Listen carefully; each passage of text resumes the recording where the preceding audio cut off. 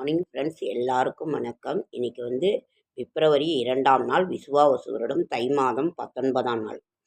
திதி பிரதமை திதி, தொடர்ந்து நள்ளிரவுக்கு மேல் துவிதியை திதி, நட்சத்திரம் ஆயில்யம், தொடர்ந்து அதற்கு மேல் மக நட்சத்திரம். யோகம் சித்த யோகம், சுத்த யோகம், அமிர்த யோகம். சூரிய உதயம் 6:36, மகர லக்னம், இருப்பு நாளிகை 1 வினாடி, 1 நாளிகை 59 வினாடி. திருச்சேரை ஸ்ரீ சாரநாதர் சப்தவர்ணம் வைத்தீஸ்வரன் கோவில் செல்வமுத்து சுவாமி புறப்பாடு. சென்னை சிங்காரவேலர் தெப்பம், சங்கரன் கோயில் கோமதி அம்மன் புஷ்ப பாவாடை தரிசனம்.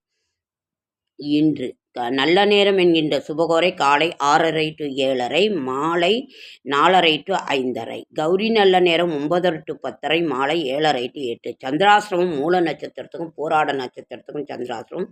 புதிய முயற்சிகளில் ஈடுபட வேண்டாம். பிப்ரவரி 2/2/2024 திங்கட்கிழமை. காசினிக்கீரை சிறுநீரகத்தை நன்கு செயல்பட வைக்கும், உடல் வெப்பத்தை குறைக்கும். ராகு காலம் 7:30 to 9, குளிகன் 1 to 3, யமகண்டம் 10:30 to 12. எல்லாம் தெரியும் என்பவர்களை விட என்னால் முடியும் என்று முயற்சி செய்பவர்களை வாழ்வில் ஜெயிக்கிறார்கள். மனதில் நினைப்பதை சொல்.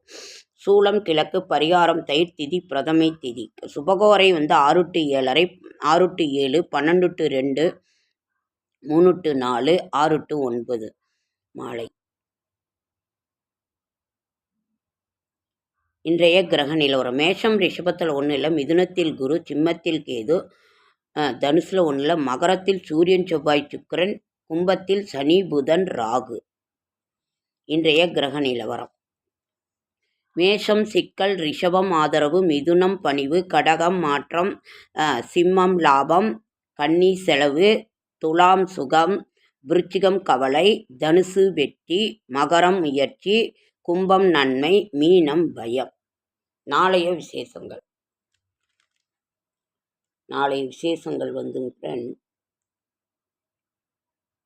ஒன்றும் இல்லை. ஸ்ரீ பசலைக்கீரை சரும நோய்களை தீர்க்கும், பால்வினி நோயை குணமாக்கும். எத்தனை கைகள் என்னை தள்ளிவிட்டாலும் என் நம்பிக்கை என்னை கைவிடாது. உண்மை உழைப்பே உயர்வானது. நாளை விசேஷங்கள் ஒன்றும் இல்லை.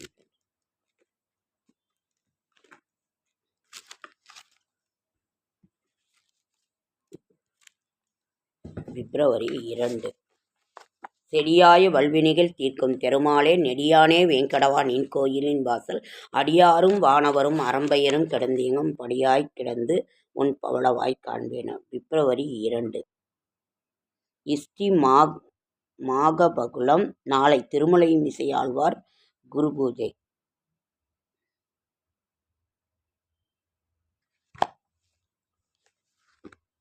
இது திங்கட்கிழமை.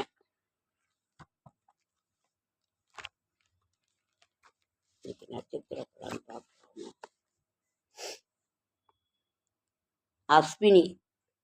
அஸ்வினி பணப்புழக்கம் அதிகரிக்கும் நாள்.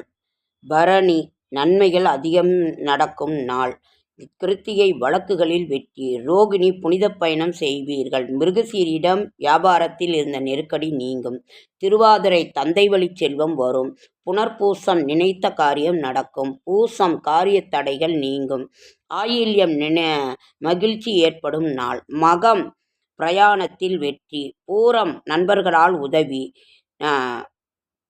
உத்திரம் மனைவியினால் நன்மை. ஹஸ்தம் கவனமாக இருக்க வேண்டும். சித்திரை நன்மைகள் அதிகம் நடக்கும் நாள். சுவாதி குடும்பத்தினரால் நன்மை. விசாகம் பூர்வீக சொத்து கைக்கு வரும். அனுஷம் பிறர் செய்ய முடியாததை நீங்கள் செய்வீர்கள். கேட்டை எடுத்த காரியத்தை முடிப்பீர்கள். மூலம் எச்சரிக்கையுடன் இருக்க வேண்டும். பூராடம் குடும்ப நலனில் அக்கறை செலுத்துவீர்கள். உத்திராடம் திட்டமிட்டு எடுத்த காரியம் முடிப்பீர்கள். திருவோணம் பணம் சேரும் நாள். அவிட்டம் தொட்டது துலங்கும். சதயம் நிதானமாக செயல்பட்டால் வெற்றி நிச்சயம். பூரட்டாதி அனைத்து செயல்களிலும் துணிச்சலுடன் செயல்படுவீர்கள்.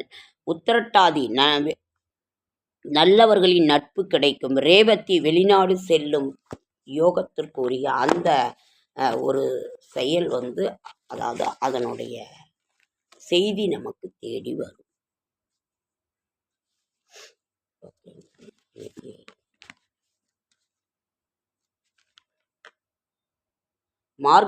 மார்க்கண்டேயருக்கு அருள் புரிந்த மானோக்கியநாத சுவாமி.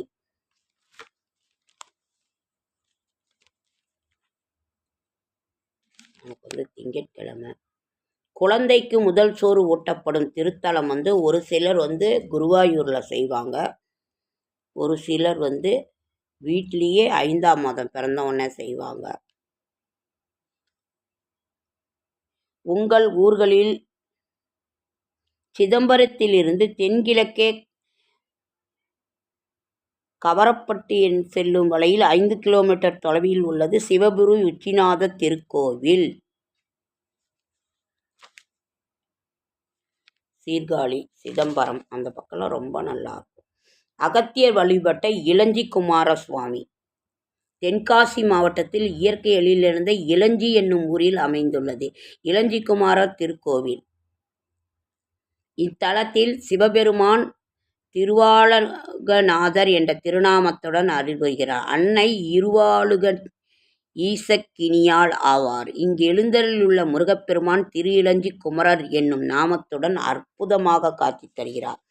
கோவில் அமைந்த இடம் தென்காசியிலிருந்து மேற்கு 5 கிலோமீட்டர் தொலைவில் இளஞ்சி என்னும் ஊரில் உள்ளது இக்கோவில். ரொம்ப ரொம்ப சிறப்பானது. இளஞ்சிநாதர் போயிட்டு வாங்க முடிந்தார். தூய இளமையை போற்றுவோம். திருக்காவளம்பாடி ராஜகோபால கிருஷ்ணர் கோவில். சீர்காழியிலிருந்து திருவெண்காடு செல்லும் சாலையில் 10 கிலோமீட்டர் தொலைவில் திருநாங்கூர் என்ற கிராமத்தில் இக்கோவில் அமைந்துள்ளது. உழைப்பே உயர்வு. நம்ம ஏதோ ஒன்று செஞ்சுக்கிட்டு தான் இருக்கணும். என்ன பண்ணுறது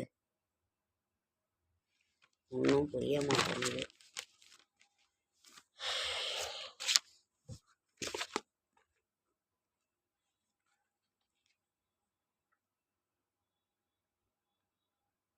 கல்வியறிவு இல்லாதவர்களுக்கு கற்றறிந்து சான்றோரின் சொல்லே எதிரியாகும். தீய செயல் புரிவோருக்கு அறக்கடவுளே யமனாகும். மென்மையான வாழை மரத்திற்குத்தான் பெற்ற காய் குலையே யமனாகும். அதுபோல இல்லறத்தில் பொரிந்து வாழத் தெரியாத மனைவி கணவனுக்கு எதிரியானவள். என்னமோ எழுதியிருக்காங்க ஃப்ரெண்ட்ஸ், ஒன்றும் புரிய மாட்டேங்குது. ஓகேங்க ஃப்ரெண்ட்ஸ், லைக் பண்ணுங்கள், ஷேர் பண்ணுங்கள், கமெண்ட் பண்ணுங்கள், சப்ஸ்கிரைப் பண்ணுங்கள். என்னால் முடிந்த ஆன்மீக தகவலை தரேன், நல்ல தகவலை தரேன். என்னோடய ஷார்ட்ஸ் வீடியோ பார்க்குற அனைவருக்கும் நன்றி.